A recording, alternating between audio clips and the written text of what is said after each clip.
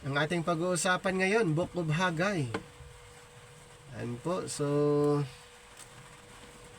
alamin po natin yung mga ilang issue dito po sa Book of Haggai.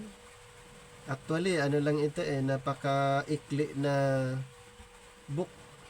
Ikumpara doon sa ibang mga libro ay makakapal. Itong Book of Haggai ay maikli lamang po. At ito naman ay isinulat para sa mga Israelites, ganun pa rin. Sila ang mga recipient. Ang part lang po natin ay pag-aralan natin kung ano yung mga propesiya na na-mention ni Haggai para sa mga Israelites or sa mga Jewish people. At ang mga naisulat sa librong ito ay directly para sa kanila. Ang part natin is aralin lang kung ano yung pwede nating matutunan. So for learning purposes lamang po ang ating pag-aaral, dahil nga ang Book of Haggai ay hindi na isulat under sa present dispensation or under the dispensation of grace. Si Pablo ay mayroon siyang sinabi patungkol sa ibang mga writings. Ano ang dapat nating gawin? Sa chapter 15 verse 4, ang sabi, "For whatsoever things were written aforetime were written for our learning, that we, through patience and comfort of the scriptures, might have hope." So ano ang sabi niya? Ang mga naisulat noon ay naisulat for our learning. So tayo po ay mga mananampalataya under the But Now program. So hindi tayo yung mga believers under the time past. At yung Book of Haggai ay naisulat under the time past program. Kaya malinaw po na hindi tayo ang recipient ng Book of Haggai. Papaano natin nalalaman yon? Using the divine method, rightly dividing the word of truth. Yun yung ating basihan na hindi tayo ilalim sa time past program. Dahil ang ating apostol ay siyang pinagkakatiwalaan ng panibagong programa. Anong programa na yon? Ito po, the dispensation of the grace of God, ayon sa na-mention sa Book of Ephesians chapter 3 verses 1 to 3. "For this cause I, Paul, the prisoner of Jesus Christ, for you Gentiles, if ye have heard of the dispensation of the grace of God which is given me to you ward, how that by revelation he made known unto me the mystery, as I wrote afore in few words." So sino po ang pinagkatiwalaan ng programang ito? Si Apostol Pablo. So sa kanya ine-revealed ang dispensation of grace. So nung hindi pa tinawag si Apostol Pablo, ang programang ito ay mystery. Kaya nga sabi niya dito sa verse 3, "How that by revelation he made known unto me the mystery." So bago kay Apostol Pablo, ang dispensation of grace ay mystery. Hindi po nalalaman ng mga propeta noon. Hindi po nalalaman ng mga propeta ang dispensation of grace dahil ito po ay mystery at kay Apostol Pablo lamang ipinagkatiwala ang programa. Dito po sa chapter 3 verse 9 to 10, Ephesians, "And to make all men see what is the fellowship of the mystery which from the beginning of the world from the beginning of the world hath been hid in God, who created all things by Jesus Christ. And then sa verse 10, to the intent that now unto the principalities and powers in heavenly places might be known by the church the manifold wisdom of God. Katulad ng binanggit po natin, ang programa ng patungkol sa biyaya ng Panginoon or the dispensation of the grace of God, ito po ay hidden or secret before the world. Dagdag pa natin ang na-mention sa Colossians chapter 1 verse 25 to 27, whereof I am made a minister according to the dispensation of God, which is given to me for you, to fulfill the word of God, even the mystery which hath been hid from ages and from generations, but now is made manifest to his saints, to whom God would make known what is the riches of the glory of this mystery among the Gentiles, which is Christ in you, the hope of glory. So, ulitin ko po, ang programa patungkol po sa Grace Program ay naitago sa loob ng napakaraming panahon. Okay? Generation, ages, and from generation, but now is made manifest. Kaya katulad ng binanggit po natin na ang dispensation of the grace of God kay Apostol Pablo ipinagkatiwala at wala na pong iba. Sa kanya po inirevealed ang dispensation of grace, kaya bago pa siya tinawag, ang programang ito ay mystery, secret. At ang good news diyan, tayo ay naibilang sa programang ito dahil si Apostol Pablo ang ating apostol, preacher at teacher. Ayon sa 1 Timothy chapter 2 verse 7, whereunto I am ordained a preacher and apostle, I speak the truth in Christ and lie not, a teacher of the Gentiles in faith and verity. Another verse in 2 Timothy chapter 1 verse 11, to prove na si Apostol Pablo ang apostol, preacher, teacher ng mga hintel. Whereunto I am appointed a preacher and apostle and a teacher of the Gentiles. So kung siya yung preacher, siya yung teacher, sa ating mga hintel, dapat ba na paniniwalaan natin ang kanyang mga sinasabi? Dapat ba nating sundan ang mga instruction na kanyang sinasabi? Yes, dahil nga siya yung teacher. Kung siya yung teacher, siya yung nagbibigay ng mga instruction na dapat nating gawin. Ngayon, kung hindi natin gagawin, susundin yung mga instruction na sinasabi niya, mayroon pong violation doon. Kaya, mayroon pa siyang sinasabi na ang kanyang ipinapangaral ay hindi galing sa tao o sa kanya man, kundi galing sa Panginoon. So yung mga sinasabi niya ay hindi directly na sa kanya galing, ito po ay galing sa Panginoon at kanya lang ding inerelay sa atin. Galatians 1:11 and 12, but I certify you, brethren, that the gospel which was preached of me is not after man.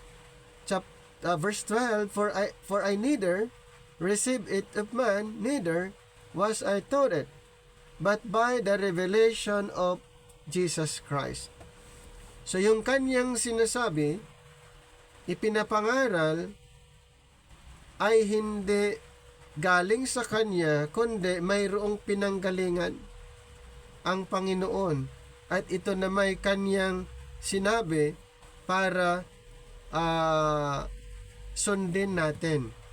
Dahil kung hindi natin susundin ang kanyang sinasabi, magkakaroon po ng problema sa ebanghelyo. Kaya nga mayroong tinatawag na perverted gospel.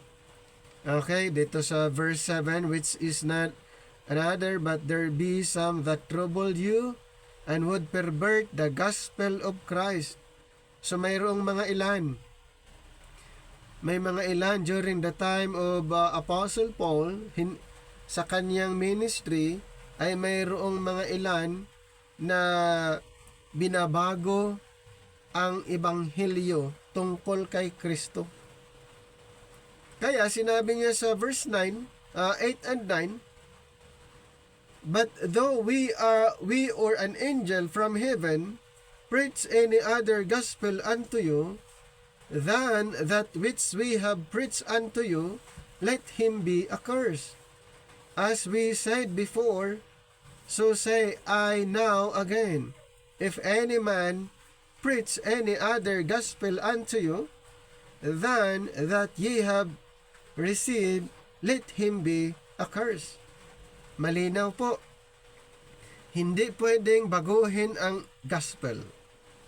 Hindi pwedeng ibahin ang ebanghelyo na tinanggap ni Apostol Pablo para sa atin mga believers ngayon.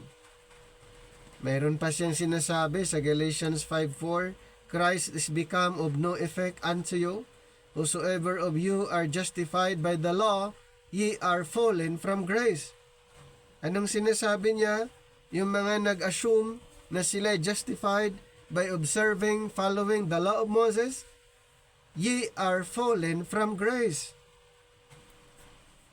Ganun po yung naging description kung bakit hindi pwedeng baguhin ang ebanghelyo na kanyang natanggap na dapat din nating ipangaral. Kung ang tinanggap niya ay ang dispensation of grace, ang tinanggap niya ay ang grace gospel, wag na nating baguhin. Sayang lang po yung panahon natin na naging masipag tayo na mangaral pero iba ang gospel na ating ipinapangaral. Anong sinabi niya dito sa Acts 20:24? Kung talagang sa kanya ba ipinagkatiwala, but none of these things move me, neither count I my life thereunto myself, so that I might finish my course with joy, and the ministry which I have received of the Lord Jesus to testify the gospel of the grace of God. So ano po ang kanyang ipinapangaral? He was testifying the gospel of the grace of God. Iba po sa ipinapangaral ng mga propeta at maging ang mga apostol, ang ipinapangaral ni Apostol Pablo ay iba. Si John the Baptist nga, ang kanyang proclamation ay patungkol sa kaharian. Chapter 3 verse 1 and 2 in Mateo. In those days came John the Baptist preaching in the wilderness of Judea and saying, repent ye, for the kingdom of heaven is at hand. And then sa number 6, and were baptized of him in Jordan, confessing their sins. So, kasama po doon ang pangbautismo sa tubig para for the remission of their sins. So sa pangangaral ni John the Baptist ay kasama doon ang pangbautismo sa tubig for the remission of sins. Kung idagdag pa natin yung sinasabi niya sa Mark 1 3-4, the voice of one crying in the wilderness, prepare ye the way of the Lord, make his path straight. John did baptize in the wilderness and preach the baptism of repentance for the remission of sins. Ayan po yung pangangaral ni John the Baptist. Yan po'y patunay na iba ang kanilang presentation ay patungkol po sa kaharian. Yan po ay isa sa mga requirements ng mga Hudyo para sila'y makapasok sa millennium, sa millennial kingdom. Ni-required silang bautismuhan sa tubig. Dahil ang kanilang direction ay sa millennium. Isa yan sa mga requirements para sila'y makapasok doon at sila'y tatawaging kingdom of priest. So mag-undergo sila ng bautismo sa tubig dahil sila'y tatawaging kingdom of priest in fulfillment sa Mosaic covenant na mention sa Exodus chapter 19, 5-6.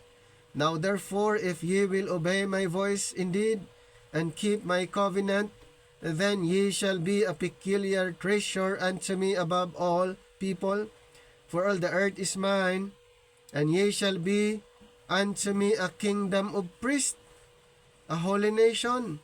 These are the words which thou shalt speak unto the children of Israel. Kaya isa yan sa mga requirements ng mga Israelites pagpasok nila sa millennium. Okay? Sila'y tatawaging kingdom of priest. Kaya kung ikumpara natin yung presentation ni Apostol Pablo na apostol ng mga Hintil ay hindi po parehas. Kaya napakalaga po ang rightly dividing the word of truth. Ito po ay tinatawag nating divine method. Ito ay divine method na kung saan aayusin ang ating presentation lalong-lalo na sa pag-introduce natin sa scripture. Malaking bagay po na ipangaral natin ang rightly dividing para hindi po magkaroon ng mixing teaching. Dahil sa panahon ni Apostol Pablo ay may mga mixing teaching. Kaya dito po sa 2 Corinthians, mayroon po siyang na-mention. 2 Corinthians chapter 11 verse 4. Chapter 11 verse number 4. For if he that cometh preaches another Jesus, whom we have not preached, or if ye receive another spirit which ye have not received, or another gospel which ye have not accepted, ye might well bear with him. Then sinabi pa niya sa verse 13, for such are false apostles, deceitful workers, transforming themselves into the apostles of Christ. So sa time ni Apostol Pablo ay mayroon pong mga nagtuturo tungkol kay Kristo, pero iba sa kanyang presentation or iba sa kanyang pangangaral. May mga nagtuturo tungkol din sa ebanghelyo at sa kaespiritu na iba sa ipinapangaral ni Apostol Pablo, at tinatawag niya na yung mga nagtuturo na ganyan ay mga deceitful workers or mga manlilinlang. Sila'y mga manlilinlang. Gagamitin yung pangalan ng Panginoon, gagamitin yung ebanghelyo, gagamitin yung tungkol sa espiritu, pero iba naman sa presentation ni Apostol Pablo. Kaya sinabi niya mga deceitful workers. So papaano natin malalaman ang mga deceitful workers pag hindi ipinapangaral ang ang tinanggap ni Apostol Pablo na mensahe. Malinaw po. Ang teaching ngayon na dapat nating ipangaral ay ang tungkol sa programa ng biyaya ng Panginoon na kay Apostol Pablo ipinagkatiwala. Ang kaligtasan po sa panahon natin ngayon ay ang basihan, ang basis po ay ang ginawa ni Kristo, ang cross. Yun po yung basis po natin. Hindi po yung siya'y ipinanganak. Hindi mo po ipapangaral na dapat tanggapin mo si Kristo na siya'y ipinanganak. O dapat paniniwalaan mo, kung gusto mong maligtas, dapat paniniwalaan mo na si Kristo'y ipinanganak. Hindi po yan ang mensahe ngayon, dahil ayon sa 1 Corinthians 15, 1-4, ito po ang mensahe. Hindi po yung paniniwalaan na si Kristo'y ipinanganak para sa'yo. Verse 1-4, 1 Corinthians, Moreover, brethren, I declare unto you the gospel which I preach unto you, which also ye have received, and wherein ye stand, by which also ye are saved, if ye keep in memory what I preach unto you, unless ye have believed in vain. For I delivered unto you first of all that which I also received, how that Christ died for our sins. Hindi sinabi doon na that Christ was born. Christ died for our sins according to the scriptures, and that He was buried, and that He rose again the third day according to the scriptures. Ayan po yung ebanghelyo na dapat nating ipapangaral kung gusto nating i-share ang kaligtasan sa panahon natin ngayon. Ayan po ang ebanghelyo. So, dapat bang pag-aralan ang Bible rightly divided? Yes. Para maiwasan ang mix teaching. Para maiwasan yung mixture na kahit saan-saan nagpipick up ng mga verses, tapos angkinin na ang verse na ito ay sa atin din ngayon. Hindi po. Kailangan po natin na sundin, paniwalaan yung sinabi ni Apostol Pablo na apostol po natin, na hindi, kung maaari, wag nating ihalo yung hindi pwede.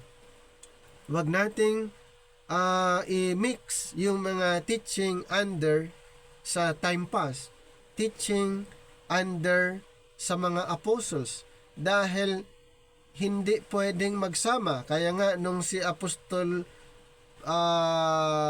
Pablo at yung si Pedro at yung iba pa, may time na nagkasabayan sila during the transitional period, hindi sila magkasundo, kaya nagkaroon ng Jerusalem Council. Dito po sa Galatians chapter 2, ito yung agreement.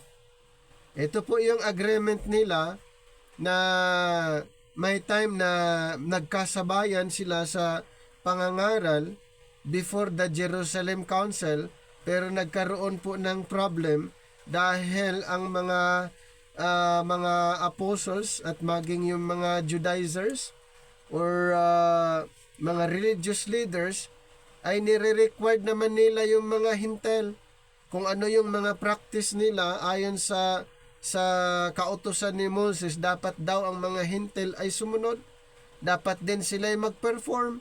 So hindi po pwede yun, dahil nasa ibang programa na sila. Pero rin nga, dahil halos magkasabayan sila, mayroong time during the transitional period, kaya inaayos nung Acts 15 sa Jerusalem Council. And then meron silang agreement para hindi sila mag-agawan ng audience. So ang agreement sa Galatians 2:7 and 8. But contrariwise, when they saw that the gospel of the uncircumcision was committed unto me, referring to Pablo, referring to Apostle Paul, as the gospel of the circumcision was unto Peter. Number 8, for he that wrought effectually in Peter to the apostleship of the circumcision, the same was mighty in me toward the Gentiles. May agreement po sila. Si Pablo at saka si Pedro. Si Pablo, sabi niya, doon siya mag-minister sa mga Gentiles, and then si Pedro naman doon sa mga Israelites. So hindi talaga parehas. Hindi parehas ang kanilang presentation, hindi sila magkakasundo. Sila pa nga nagkaroon ng agreement. So dapat talagang aralin ang Bible, rightly divided. Sila nga mismo hindi magkasundo. How much more tayo? Tapos paghahaluin natin na hindi nga pwede. Ang salvation issue, magkaiba ang content. Okay? Ang salvation issue, hindi parehas ang presentation, ang laman ng presentation ng mga 12 apostol at yung presentation ni Apostol Pablo. Kaya hindi natin pwedeng sabihin parehas lang yan. Na dito pa nga ay mayroon ng difference or distinction. Maging ang ating Panginoong Hesukristo. Okay? Maging si John the Baptist, yung kanilang pangangaral para maligtas, kailangang magpabautismo sa tubig. Anong sinasabi sa Mark 16? Na kailangan magpabautismo para maligtas. Mark 16. O dito sa Mark 16. Ang sabi niya sa verse 16, he that believeth and is baptized shall be saved. But he that believeth not shall be damned. Kung babasahin natin yung Ephesians chapter 2 verse 8 and 9, for by grace are ye saved through faith, and that not of yourselves, it is the gift of God. So hindi parehas. Dito sa Mark 16:16, para maligtas magpabautismo sa tubig. Dito sa Ephesians chapter 2, salvation ay ginawa ng Panginoon. Salvation by grace through faith in Christ finished work, not of works. Parehas ba? Hindi. Kaya, yun yung ini-encourage natin ang bawat isa na aralin ang Bible rightly divided using the divine method na matatagpuan natin sa 2 Timothy chapter 2 verse 15. Kaya nga pinag-aralan natin ang Bible book by book para ma-appreciate natin ang rightly dividing. Diba? Nandito tayo ngayon sa Book of Haggai. Sa Book of Haggai, mapapansin nyo from Genesis hanggang doon sa Zephaniah, more on Israel ang pinag-uusapan. At ngayon sa Book of Haggai na naman tayo, Israel na naman yung pinag-uusapan. Paano sasabihin na para sa atin yun na ang context, ang mga propeta ay nakafocus doon sa mga Israelites? Kaya aaralin lang natin at pwede nating matutunan, pero hindi natin pwedeng angkinin na yung isinulat na yun ay para sa atin. Tandaan po natin, ang apostol natin ay mayroon siyang isinulat, yung 13 epistles. At malinaw na yung 13 epistles ay ang recipient, ang mga believers ngayon. Bakit pa tayo kukuha ng iba pa na yung 13 epistles ay enough na po yun para malaman natin kung ano yung instruction para sa atin. Di ba? Kukuha ka pa ng iba na hindi naman para sa'yo. Kukunin mo pa yung sulat ng para sa Israel. Tapos angkinin mong sa'yo. So, hindi mo naunawaan ang Biblia. Pag ganon. Ang Panginoon mayroong programa. Ang Panginoon mayroong programa, kailangan alam po natin saang programa ba tayo na naging bahagi. Tayo ba ilalim sa Time Pass program or But Now program or Ages to Come? Diba, we are under the Grace program na si Pablo ang pinagkatiwalaan ng programang ito. So bakit karamihan pumupunta sa Time Pass, Ages to Come o kahit saan-saan na lang kumukuha ng gustong ituro? At ang kinin, i-conclude na ito ay para sa atin. So hindi po, kaya nga itong ang purpose ng ating pag-aaral, dapat alam nating gamitin ang ating Biblia. Hindi po basta-basta na ipangaral ang Biblia unang-una pag hindi natin alam. Marami pong maging kawawa. Ang kawawa doon, yung mga listeners, hindi nila alam yung ipinaparating natin sa kanila. Ganun po. Kaya ngayon, maingat po tayo. Ano ba yung dapat nating i-share sa mga audience? Kasi ang kawawa talaga din yung mga audience eh. Kaya, aralin natin ang Bible, rightly divided. Ang Book of Haggai ay na-divide into 4 na category. Okay? So ang Haggai is actually ang malalaman nyo nito is regarding the building. Pero kaso lang sa Book of Haggai may mga description yung mga tao habang binibuild yung temple. So, half-built temple and half-hearted people. Ibig sabihin, hindi nabuo na build yung temple dahil sa puso ng mga builder. Yung mga worker ay hindi buo. May hindi sure, hindi sigurado. Half-hearted people. So, first part, chapter 1 verse 1, ito yung first message ni Haggai. The word of the Lord came sa verse 1. Take part in chapter 1, 1 to 15, and then sa chapter 2, 1 to 9, second message naman to ni Haggai. The word of the Lord came, another message, take heart. And third message ng Panginoon kay Haggai, the word of the Lord came in chapter 2, 10. So sa part na ito, chapter 2, 10 to 19, I will bless you. Pang fourth message, chapter 2, 20 to 23, the word of the Lord came in chapter 2, 20, I will honor you. So, dito po ay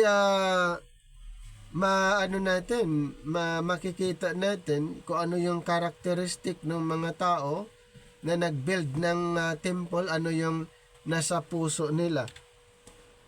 At i-consider din po natin yung outline ng Haggai. First message, the call to rebuild the temple in chapter 1, 1 to 11.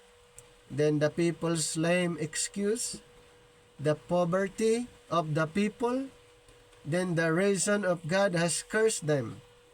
Then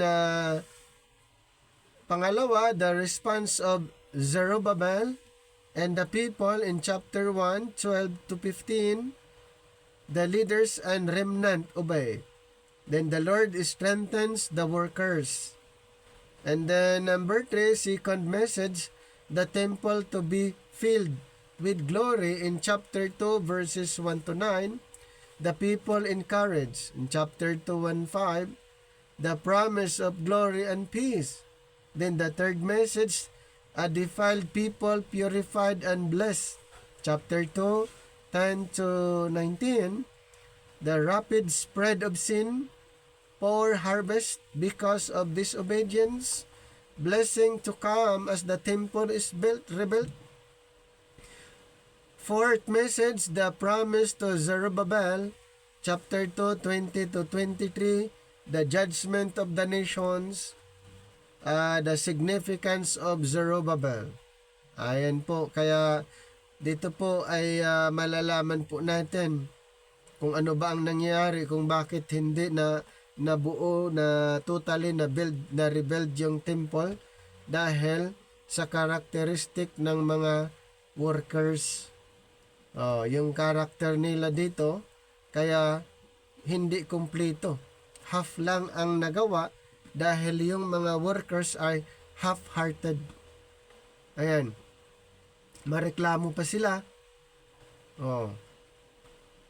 Yung character nila wala doon sa kanilang ginagawa. Yung puso nila wala doon. Hindi nakatuon sa kanilang ginagawa.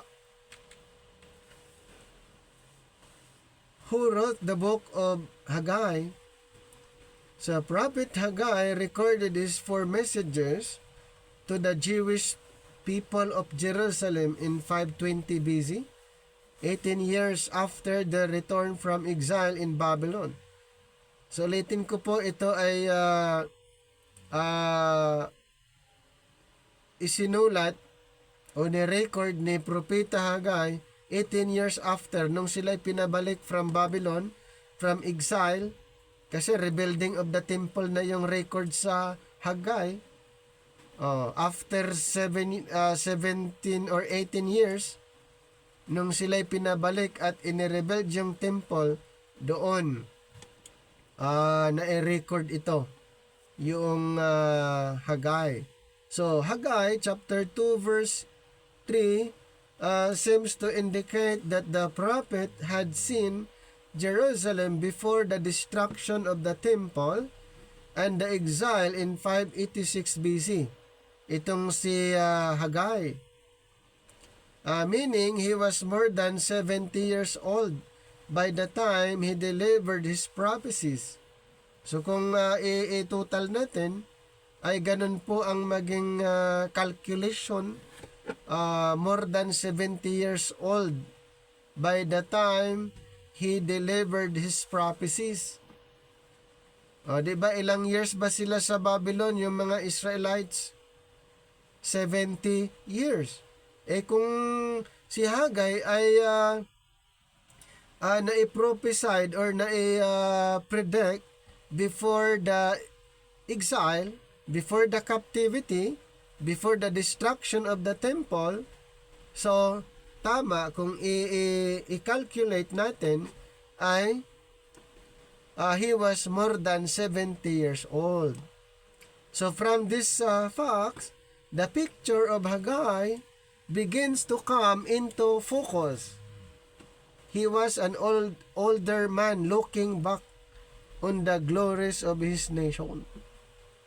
A prophet in bold, with passionate desire to see his people rise up from the ashes of exile and reclaim their rightful place as God's light to the nations. Ayun naman talaga ang Abrahamic Covenant. Ang Abrahamic Covenant ay ang Israel ay magiging ilaw ng mga bansa, referring to the Gentiles. At kailan na po ang fulfillment nito? Dahil ito ay propesya, ang fulfillment na ang mga Israelites ay maging instrumento na magliwanag sa iba't ibang bansa. Ito po ay mangyayari na sa millennium. Doon na po mangyayari ang fulfillment ng prediction tungkol na kung saan ang mga Israelites that time, okay, ay sila'y maging instrumento para ma-bless ang mga Israelites. So why is Haggai so important?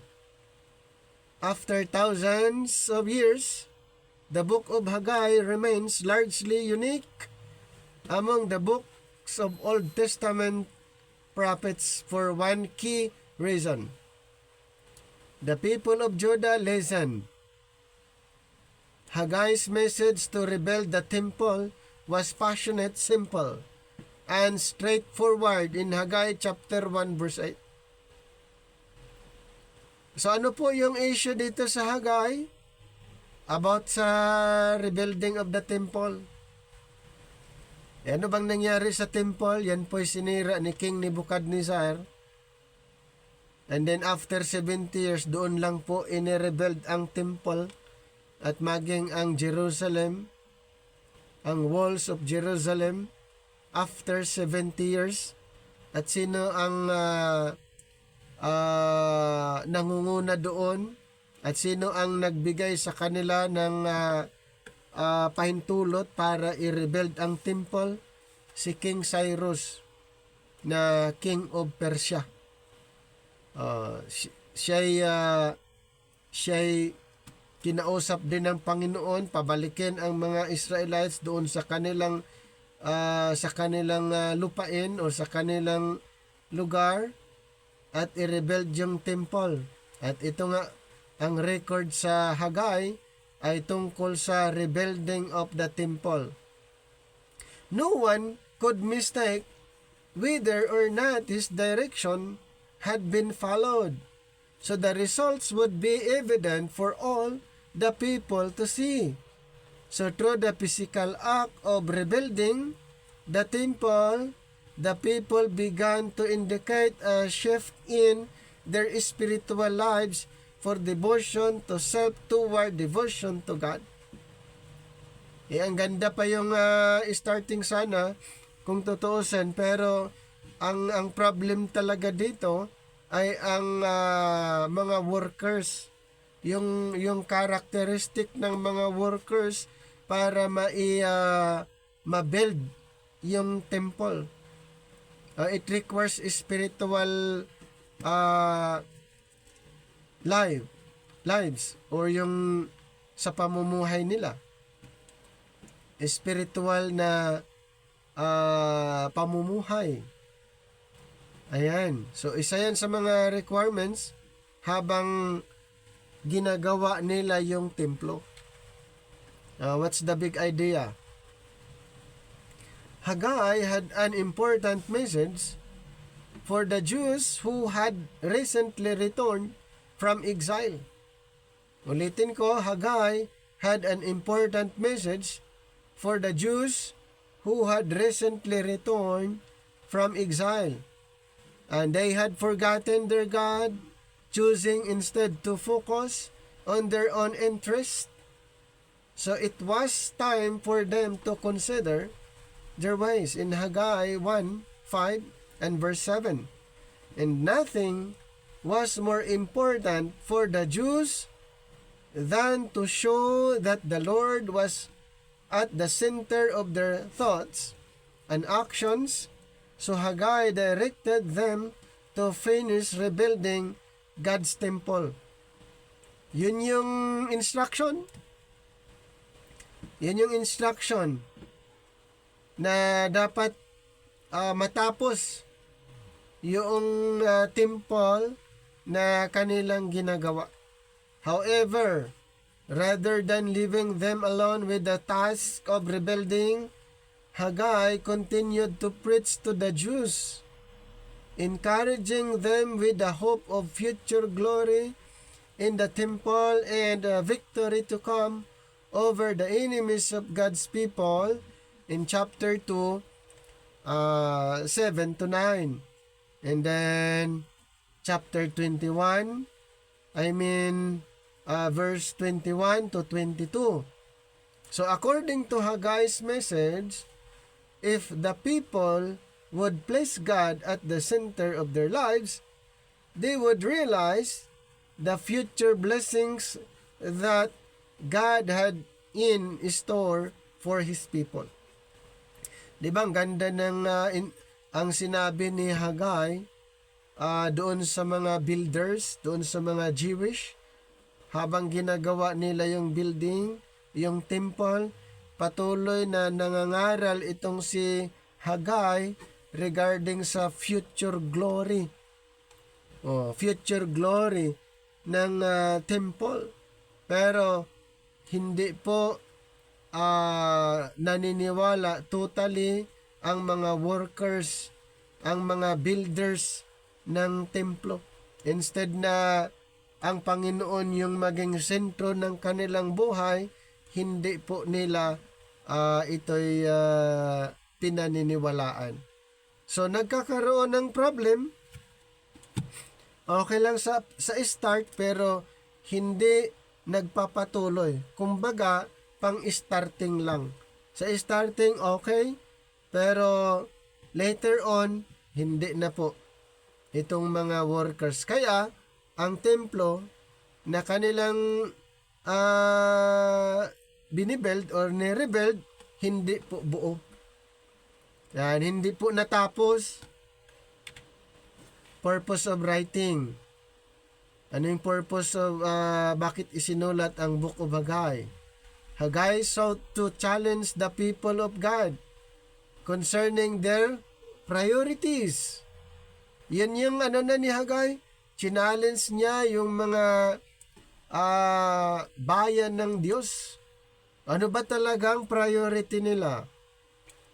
He called them to reverence and glorify God by rebuilding the temple in spite of local and official opposition. So tandaan po natin habang ginagawa ang temple ay hindi po talaga maayos dahil may mga official na opposition. Haggai called them not to be discouraged. Yun yun ulit ang sinabi ni Haggai doon sa mga workers sa bayan ng Diyos. Haggai called them not to be discouraged because this temple would not be quite as richly decorated as Solomon's. He exhorted them to turn from the uncleanness of their ways and to trust in God's sovereign power. Dito pa lang ay sa message niya ay makikita mong talaga yung mga workers ay discouraged na sila. Kumbaga, hindi na sila totally naniniwala sa Panginoon. Kaya nangaral itong si Haggai na magtiwala sa Panginoon, sa sovereign power ng Panginoon habang sila'y gumagawa. So pag ganun po,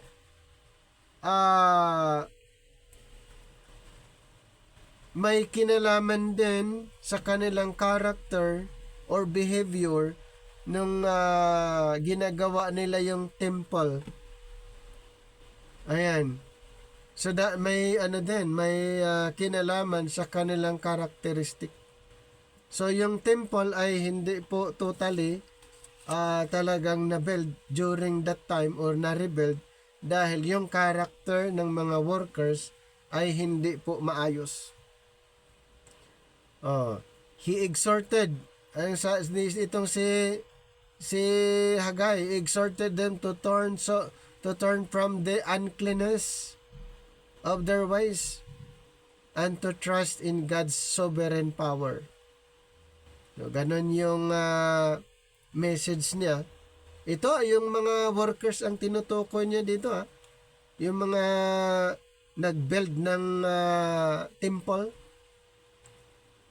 So, isa sa mga requirements kasi habang binibuild yung templo ng Panginoon, dapat ang kanilang karakteristik ay makadiyos. May tiwala sa Panginoon. Pero dito po, sa umpisa lang meron, pero later on, na-discourage na sila at bumalik sila doon sa kanilang paging unclean at wala nang tiwala sa Panginoon. So the book of Haggai is a reminder of the problems the people of God faced at this time, and how that people courageously trusted in God, and how God provided for their needs. Ayan. At pwede nating i-consider ito po na key verses, yung Haggai 1:4, Haggai 1:5-6, and Haggai 2-9. So Haggai 1:4, is it a time for you yourselves to be living in your paneled houses while this house remains a ruin? Haggai 1:5-6. Now, this is what the Lord Almighty says, give careful thought to your ways. You have planted much, but have harvested little. You eat, but never have enough. You drink, but never have you fill. You put on clothes, but are not warm. You earn wages, only to put them in a purse with holes in it. In Haggai 2:9, the glory of this present house will be greater than the glory of the former house, says the Lord Almighty. And in this place I will grant peace, declares the Lord Almighty. So will the people of God reconsider their priorities, take courage, and act on the basis of God's promises? God sought to warn the people to heed His words. So yun yung ang nais ng Panginoon. Not only did God warn them, but He also offered promises through His servant Haggai to motivate them to follow Him. Nakita niyo yung responsibility na ipinagkatiwala ng Panginoon kay Haggai. So, ang isa sa mission niya ay ito po, encouragement to motivate the workers, to motivate na sila'y sumunod sa Panginoon. Because the people of God reversed their priorities and failed to put God in first place in their lives. A question of ano na dito, yung priorities. Ano ba yung priority nila? So, ang nangyari dito, hindi nila priority ang Panginoon. So, failure. Put God in first place in their lives. So Judah was sent into Babylonian exile. So in response to Daniel's prayer and in fulfillment of God's promises, God directed Cyrus the Persian king to allow the Jews in exile to go back to Jerusalem. So after the captivity, katulad ng na-mention natin, sa pamagitan ni Cyrus, pinabalik ang mga Hudyo doon sa Jerusalem. At yun nga, kanilang i-rebuild yung nasirang templo. A group of Jews returned to their land with great joy, put God first in their lives, worship Him, and began to rebuild the temple of Jerusalem without the aid of the local people who lived in Israel. Their courageous faith was met with opposition from the local people as well as the Persian government for approximately 15 years. Okay? So, Haggai is one of the smaller prophetic books in the Bible. Ayan, isa po itong Haggai sa maikli lang na record ng prophecy. It is crucially important in the overall story of the Hebrew Bible. For centuries, the Hebrew prophets had been accusing Israel of breaking their covenant with God through idolatry and injustice. Ang tindi, no? Yan yung, kumbaga, parang signature. Doon na sila nakilala eh.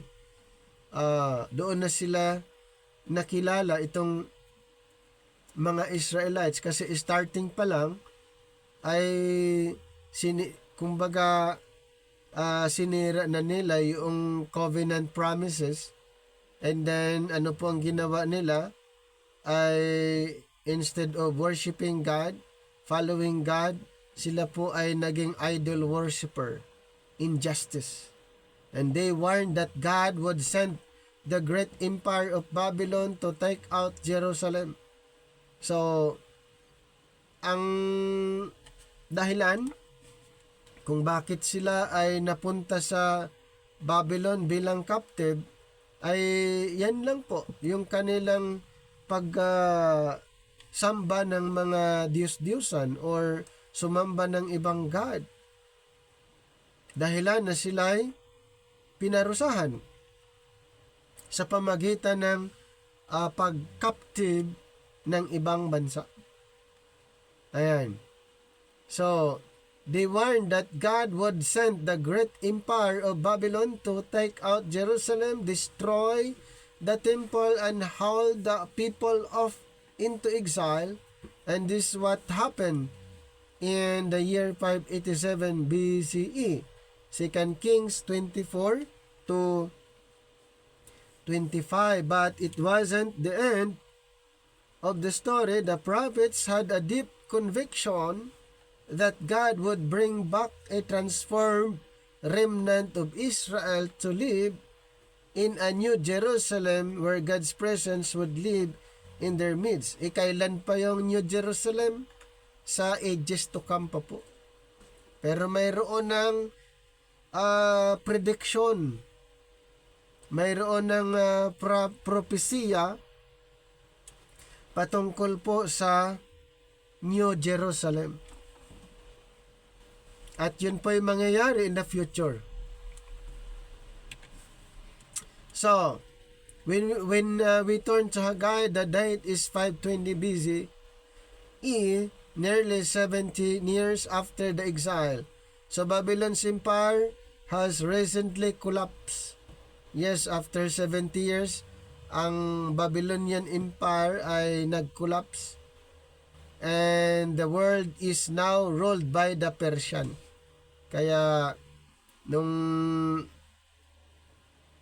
nag-collapse ang Babylon after 70 years, ang next na naging powerful empire ay ang Persia. Okay, sa pangunguna ni Cyrus, and who allowed the return of any exiled Israelites who wanted to go back to Jerusalem. Nasundan niyo po, after the Babylonian captivity, lahat ng mga Israel na nasa Babylon ay inalaw ni King Cyrus na balik kayo doon sa Jerusalem. Babalik kayo doon sa Jerusalem. So hindi na sila ikino-considered na captive dahil pinabalik sila sa Jerusalem at pinayagan sila na rebuild ang templo na sinira ng Babylon. Sinira ni King Nebuchadnezzar. Okay, sa pamagitan ng Persian ay pinabalik itong mga Israelites. Okay, pinabalik ang mga Israelites doon sa kanilang ano po, lupain. Under the leadership of a high priest named Joshua and Zerubbabel, an heir from the line of David, a group of exiles returned and began to rebuild the city and their lives according to Ezra chapter 1 to chapter 6. Doon niyo po mabasa yung rebuilding of the temple. Ayan, sa Book of Ezra at ganun din sa Book of Nehemiah, Mababasa niyo po doon yung rebuilding of the temple. So you can imagine that the people's hopes are high and the future seems bright, but not from Haggai's point of view. O pagpunta ka doon sa isla, napakaganda po yung description, talagang i-rebuild. Kasi pinabalik na sila galing sa Babylon at i-rebuild yung temple. Pero hindi yun yung nakita ni Haggai. Hindi yun yung nakita ni Haggai naman, yung na-mention sa Esdra.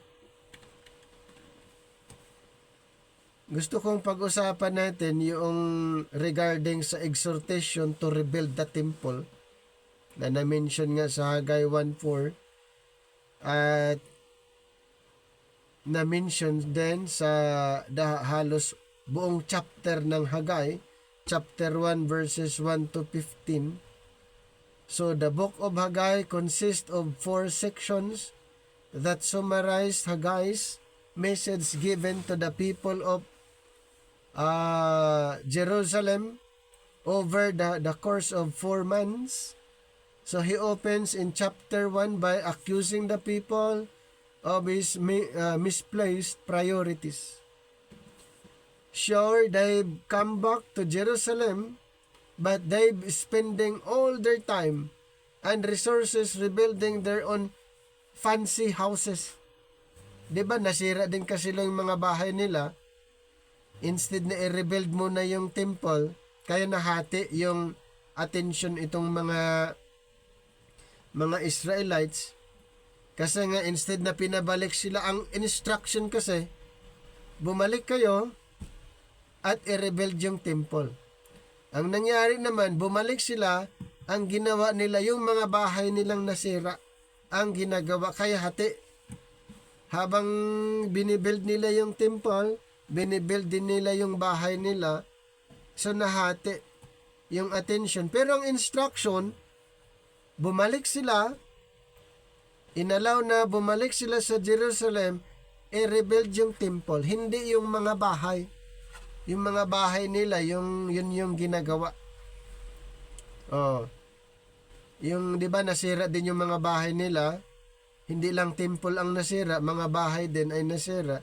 Pero hindi yun ang instruction na bumalik kayo para ayusin yung mga bahay nyo. Bumalik kayo sa Jerusalem, i-rebuild yung temple. Ano pong ginawa nila? Ano yung priority na nila? Hindi yung pag-build ng temple. Kaya nahati, hindi na tapos kasi yung mga bahay nila yung inaasikaso. Ayan.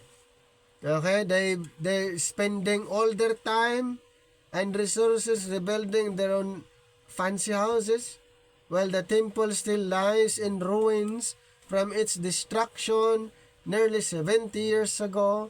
So Haggai asked, ito yung sabi niya, are your own houses really more important than your allegiance to God? Parang galit na si Haggai dito. Pinagsabihan niya yung mga Israelites kasi ang instruction hindi nasunod, mas naging priority sila, inayos yung kanilang mga bahay, hindi yung temple. Hindi yung temple. So this neglect is tantamount to the covenant rebellion of their ancestors. This is why the land is unproductive. Nakita niyo po yung consequences sa kanilang hindi pagsunod. The land is unproductive and they've struck with famine and drought. They are repeating the folly of their forefathers, which is why Haggai echoes the list of covenant curses from Deuteronomy 28:22 to 40.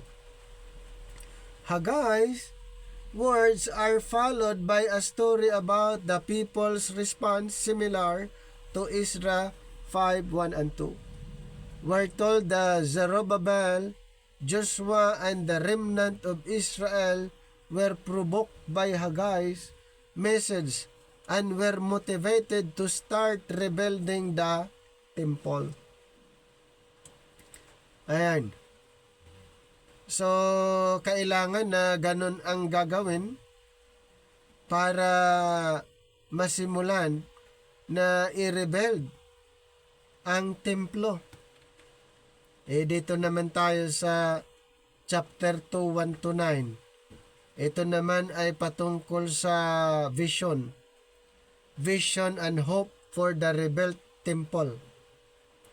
So in the second section, Haggai follows up 1 month later and addresses a problem of shattered expectations among the people. So the temple they are rebuilding is unimpressive.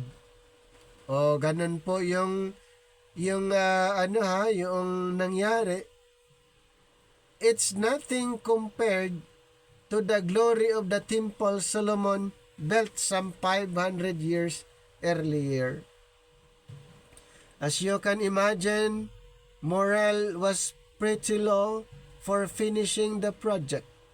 Haggai reminds the people of the great prophetic promises of the future kingdom of God and His temple.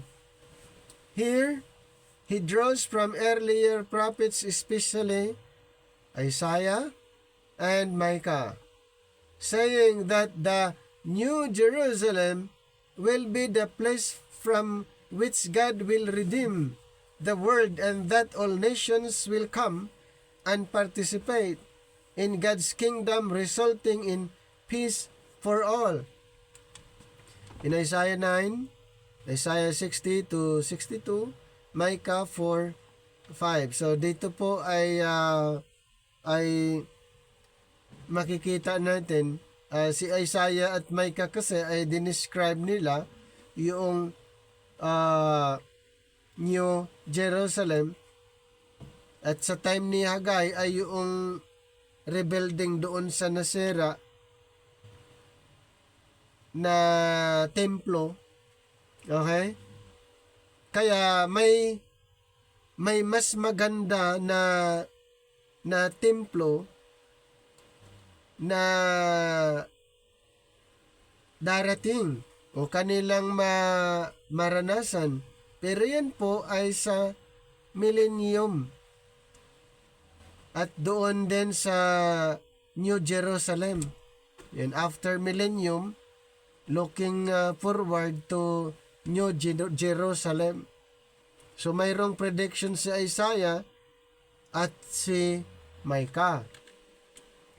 Then chapter 2 verse 10-19, call to covenant faithfulness.